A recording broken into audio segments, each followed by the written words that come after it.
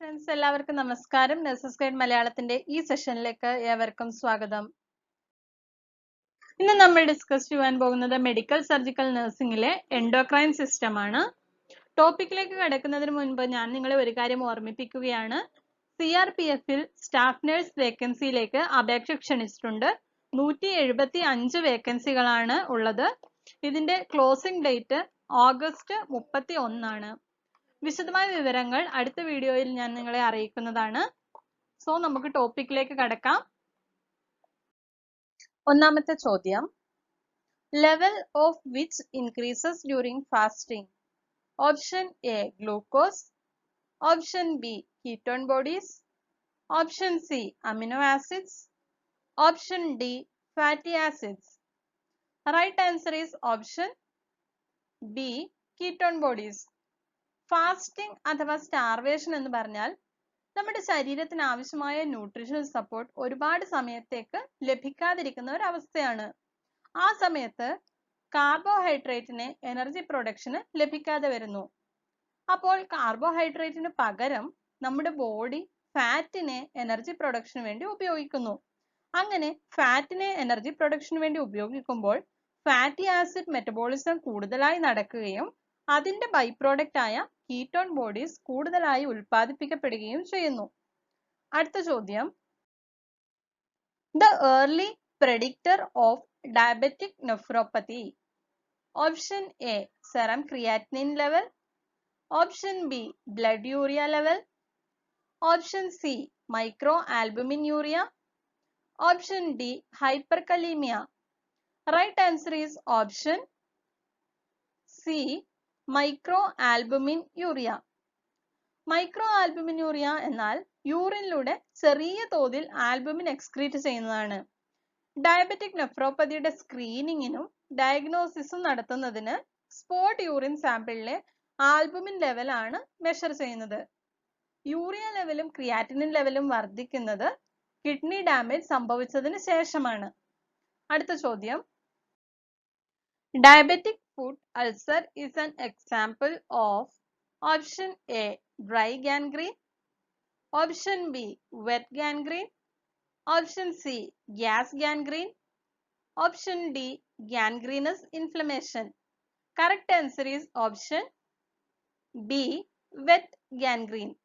Gangrene എന്താണ്?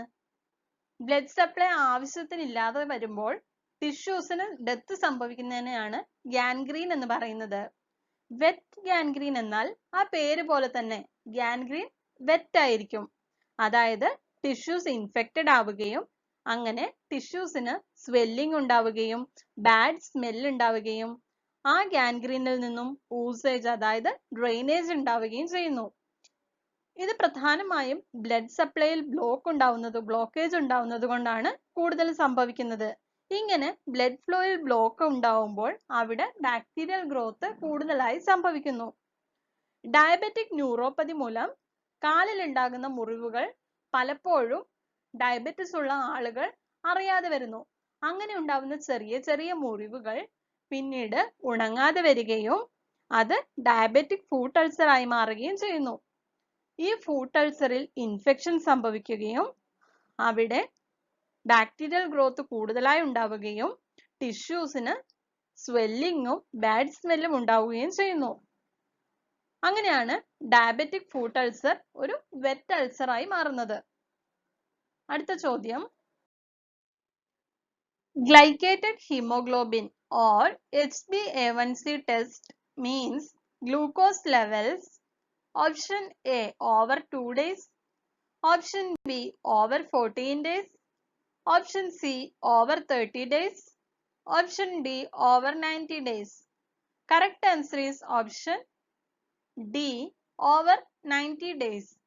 Glycated hemoglobin അഥവാ HbA1c എന്നാൽ ഹീമോഗ്ലോബിനുമായി ബൈൻഡ് ചെയ്തിരിക്കുന്ന ഗ്ലൂക്കോസിന്റെ അളവാണ്. ഷുഗർ ഹീമോഗ്ലോബിനുമായി ബൈൻഡ് ചെയ്യുന്ന പ്രോസസ്സാണ് ഗ്ലൈക്കേഷൻ. HbA1c അഥവാ ഗ്ലൈക്കേറ്റഡ് ഹീമോഗ്ലോബിൻ എന്നത് 3 മാസത്തെ ആവറേജ് ബ്ലഡ് ഷുഗർ ലെവൽ അളക്കുന്നതിന് ഉപയോഗിക്കുന്നതാണ്. ഡയബറ്റിസ് ഉള്ള ആളുകളിൽ ഗ്ലൈസീമിക് കൺട്രോൾ എത്രത്തോളം ഉണ്ടെന്ന് അളക്കുന്നതിനാണ് ഇത് ഉപയോഗിക്കുന്നത്.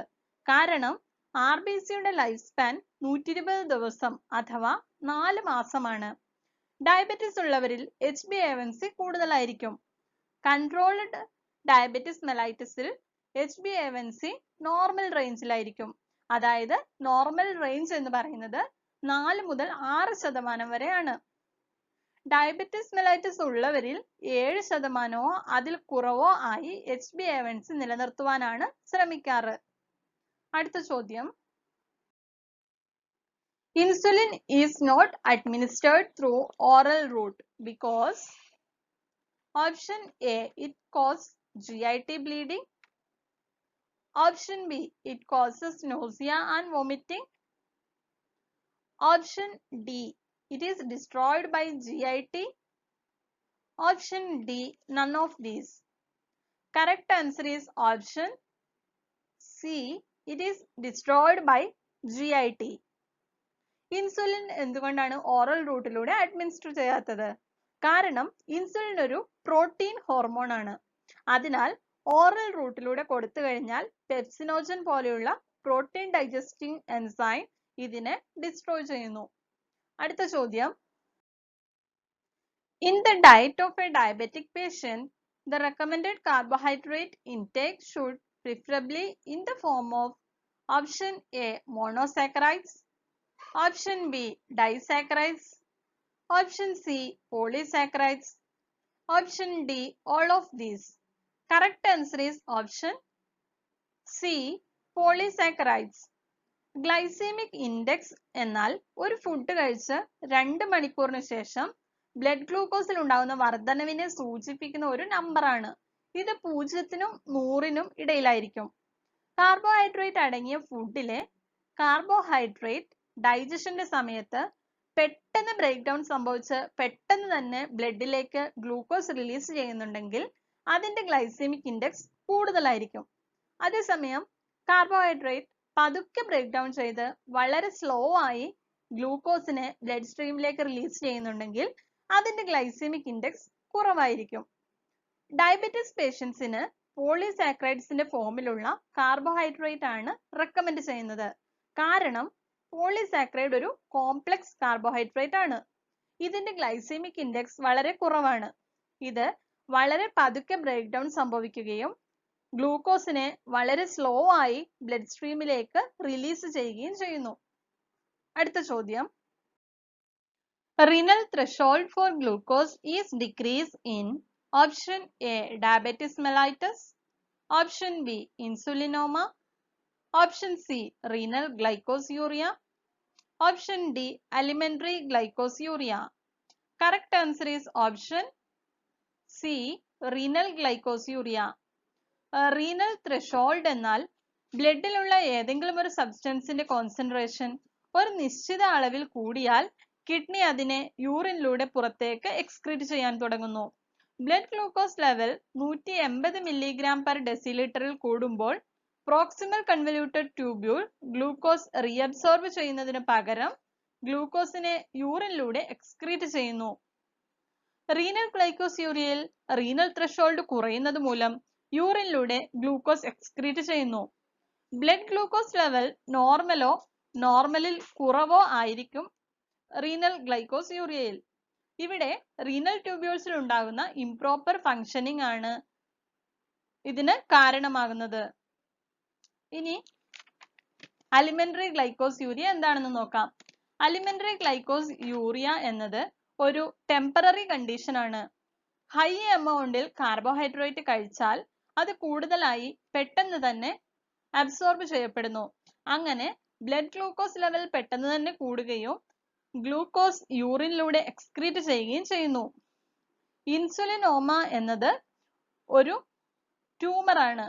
ഇൻസുലിൻ സെക്രീറ്റ് ചെയ്യുന്ന ഈ ട്യൂമർ ഐലിറ്റ്സ് ഓഫ് ലാംഗർഹാൻസിലാണ് ഉണ്ടാകുന്നത്. അടുത്ത ചോദ്യം,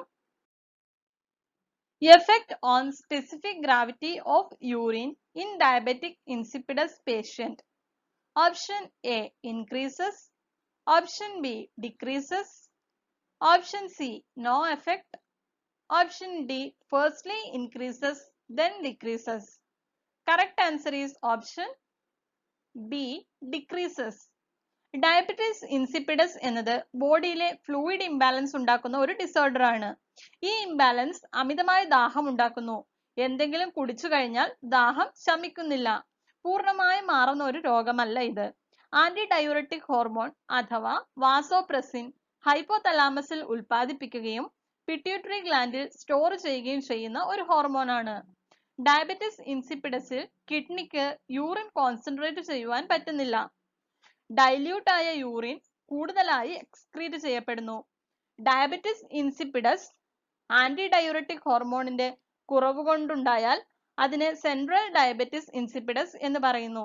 ഇനി ഇത് കിഡ്നി കറക്റ്റ് ആയിട്ട് ADHനോട് റെസ്പോണ്ട് ചെയ്യാത്തത് കൊണ്ടാണ് ഉണ്ടാവുന്നതെങ്കിൽ നെഫ്രോജനിക് ഡയബറ്റിസ് ഇൻസിപ്പിഡസ് എന്ന് പറയുന്നു. അപ്പോൾ ഡയബറ്റിസ് ഇൻസിപ്പിഡസിൽ യൂറിൻ കോൺസെൻട്രേറ്റ് ചെയ്യുവാൻ പറ്റാത്തത് കൊണ്ട് യൂറിന്റെ സ്പെസിഫിക് ഗ്രാവിറ്റി കുറയുന്നു. അടുത്ത ചോദ്യം, what is the cause of disease known as phaeochromocytoma? Option A excessive secretion of epinephrine and norepinephrine. Option B excessive secretion of thyroid hormone. Option C excessive accumulation of fluid in the kidney.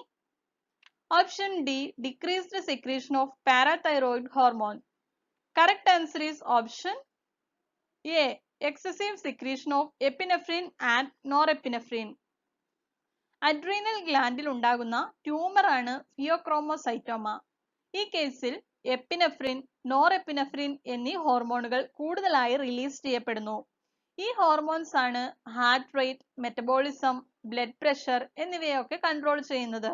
ഇത് സാധാരണയായി early to mid അഡൾട്ട്ഹുഡിലാണ് കാണപ്പെടുന്നത്. അടുത്ത ചോദ്യം, which of the following disease is caused by deficiency of cortical hormones? Option A Addison's disease. Option B Cushing syndrome. Option C diabetes mellitus. Option D diabetic ketoacidosis. Correct answer is option A Addison's disease. Addison's disease-നെ primary adrenal insufficiency എന്നും പറയുന്നു.